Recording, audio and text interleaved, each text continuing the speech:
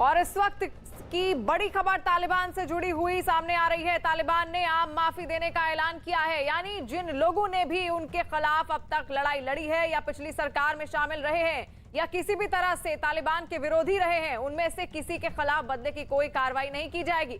तालिबान के प्रवक्ता जबीहुल्लाह मुजाहिद ने अब से कुछ देर पहले यह भी कहा है कि अंतर्राष्ट्रीय समुदाय हमें मान्यता दे। साथ ही यह भी कहा है कि 20 साल की लड़ाई के बाद हमने विदेशी सेना को भगा दिया है। हम किसी के खिलाफ बदले की भावना से काम नहीं करेंगे। हम कोई आंतरिक या बाहरी दुश्मन नहीं चाहते हैं। यहाँ और नीरज कुमार हमारे साथ फोन लाइन पर जुड़ गए हैं। नीरज, यहाँ पर क्या केवल ये दावे हैं जो वहां पर तालिबान की सरकार है अपनी छवि सुधारने की कोशिश में है यहाँ पर तालिबान?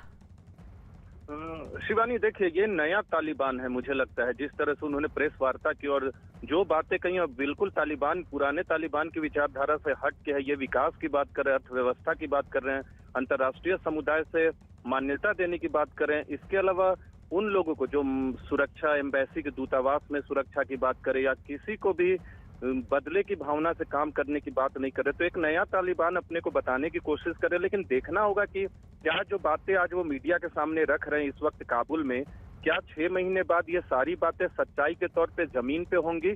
ये सबसे बड़ा सवाल है और ये सबसे बड़ी चुनौती होगी। देखिए, इसमें कोई दो राय नहीं कि 1996 और 2001 के बीच का जो तालिबानी शासन था अफगानिस्तान में, उससे ये तालिबान का शासन बिल्कुल अलग होगा।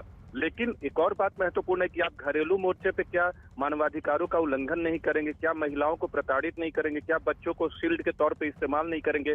ये तमाम चीजें हैं जो तालिबान को सुनिश्चित करनी होगी कि ऐसा नहीं होगा। दूसरी यह बात कि अंतर्राष्ट्रीय समुदाय से मान्यता देने की मांग के पीछे ये मकसद है कि तालिबान भी अब नहीं चाहेगा कि अफगानिस्तान अलग थलग पड़े, क्योंकि अफगानिस्तान में अगर तालिबान के माध्यम से अगर दूसरे देश प्रभावित होते हैं, अगर भारत प्रभावित होता है या दूसरे जगहों में आतंकवाद को बढ़ावा मिलता है। आपको याद होगा पिछली बार 2001 में तालिबान पर अमेरिकी हमले के पीछे वजह यह थी कि अलकायदा का जो सरगना था उसने एक आतंकवादी हमले को अंजाम दिया था ट्विन टावर पे, और उसके बाद अमेरिका ने हमला किया था। तो तालिबान की इस बार कोशिश होगी कि आतंकवादी गतिविधियों का केंद्र ना बने अफगानिस्तान। तो देखना होगा कि जो दावे आज किए गए हैं, जो बयान आज दिया गया है, वो आने वाले 6 महीने में क्या लागू कर पाता है कि नहीं तालिबान। बिल्कुल नीरज, और तस्वीरें हमने देखी थी इससे पहले जहां पर तालिबान को काफी क्रूर माना जाता है, वहां पर एडमिनिस्ट्रेशन यानी कि सरकार चलाना, क्या सरकार चला पाएंगे तालिबान? ये भी एक बड़ा सवाल सामने है।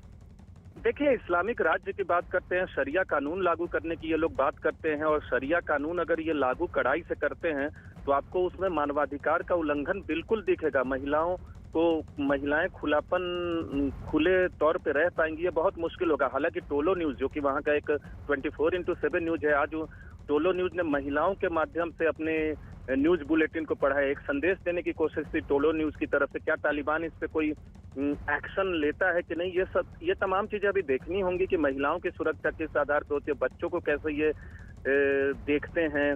और अभी तो ये काबुल की बात हम लोग करें, इसके बाद जो ग्रामीण इलाके हैं, क्योंकि दूर दराज का जो इलाका है, कई महत्वपूर्ण शहर है, पुरानी जो परंपरा तालिबान की रही है, जो हम लोग 1996 से 2001 की याद करते हैं, उससे अगर बिल्कुल हट के ये तालिबान होता है तो अंतर्राष्ट्रीय समुदाय की मान्यता देने की बहुत सारे सवाल जरूर हैं तालिबान को लेकर, लेकिन यहाँ तालिबान ने एक ऐलान किया है जहां पर आम माफी दी गई है सभी नागरिकों को जो उनके खिलाफ या उनके विरोध में थे।